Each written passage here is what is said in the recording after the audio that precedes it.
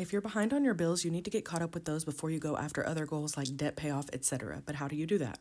First, you need to figure out what are you behind on and how much are you behind on that thing. And I know this can be scary to figure out, but you need to just sit down and do it. Write it down on a piece of paper, the things that you are behind on and how behind are you.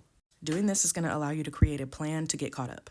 Next, you need to write out all of your income and all of your expenses and compare the two. You need to find the gap in between them. So the gap in between your monthly income and your expenses. That gap is what you can use to start to get ahead.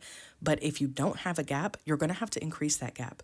You can increase the gap by cutting expenses. So maybe you have some subscriptions that you don't need anymore and you can get rid of them for the time being, or you can increase your income.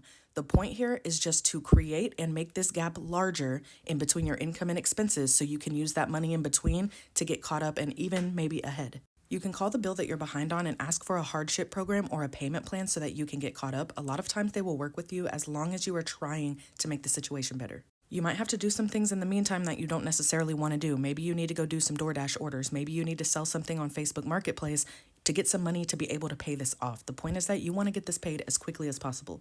Now, once you're finally caught up, then you can save a small safety net and then focus on your debt payoff. I do have other videos about that, so you can go check them out. Understand that you do have the power to change your situation. You can completely change your financial life in the span of a short amount of time.